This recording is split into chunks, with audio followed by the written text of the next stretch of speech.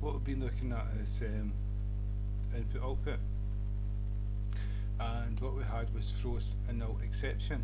The reason why we had that on it is because you can imagine that you write a program, it opens up a file, maybe in a different network or on the same computer, and somebody deletes this file. So your program, the code for your program is to read this file and it's not there, so it's going to produce an error, and because the program's produced an error, it's going to crash, it's going to stop, it's something's supposed to happen, it's not able to happen, and so it tells you, it gives you an exception message and stops working. No, that's not good for programming. You can imagine that, you know, that a client's got a program and all of a sudden it stops working. Well, what you have is like exceptions in Java and object-oriented programming, where you put code in for an event, an exception that may be thrown. And so if you're dealing with input and output, or buffers, or threads, and different things like that, they can throw exceptions, networking, etc. So what we do is we try the code, and if it works, okay, fine, everything's okay. But if it doesn't work, we stop what we're trying to do and we catch that exception.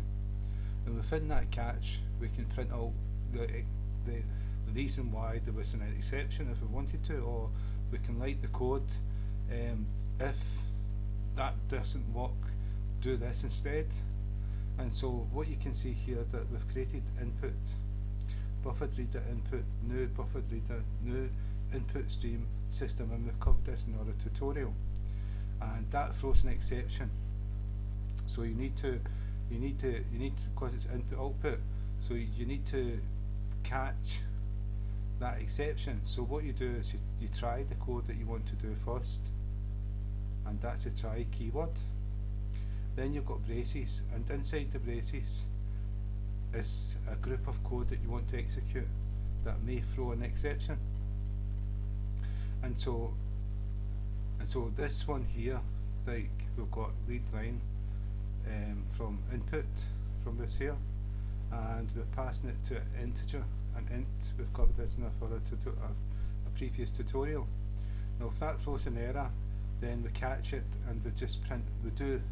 All we're doing is printing out the error here if an error is exceptions thrown. And so what we do here is we can do code instead of this. We can print out, sorry, that file has been deleted, cannot read this file, and continue with the program doing other stuff. And that would be acceptable, because or you could say the file's been deleted, creating a new file, so you make the file again to start over again, and so on. We're just printing out number. So what we're doing here is we're getting a number from the user, and we're just going to print it out. It's not going to throw an exception, but it could, and that's why we've got this try and catch. And so if I run a program, if I lift this up just a little bit, right, if I type in 44, I need to lift it up a little bit more. Let's see if I could just make this bigger. Right, 44, hit enter, and the number is 44, so the program's done what it's supposed to do. Take this down a bit. Yeah. And so that's with the try and catch. So if I take the try and catch away,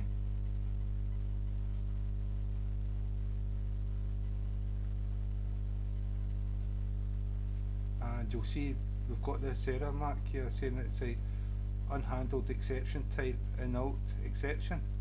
If I run this program, it's telling you something, run the program. Yeah, it's telling you it's not going to do it because it's unhandled exception, and then it's going to tell you where the exception is in the code, and it's here. This is going to throw an exception, and so that's where we put this is where we'd put the try, and the braces to group the code that we want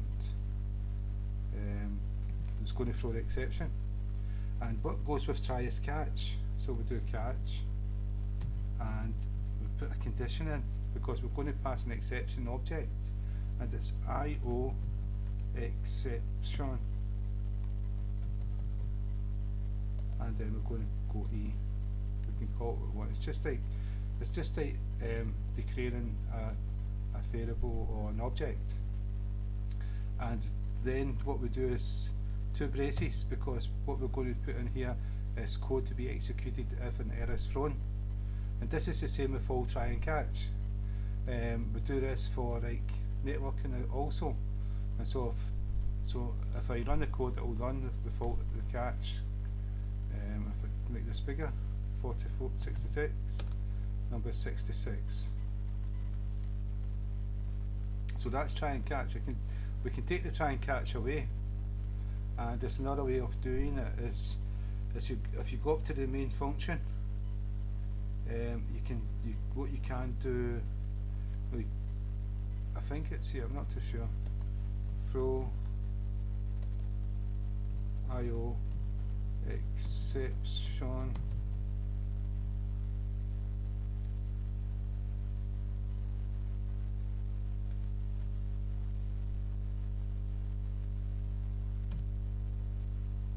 not that.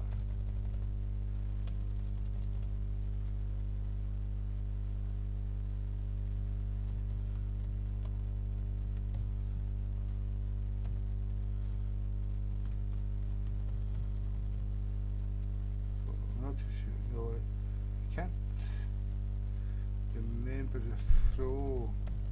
We'll come back to that in the next tutorial. But that's going to throw an exception. So what we do is to try and catch.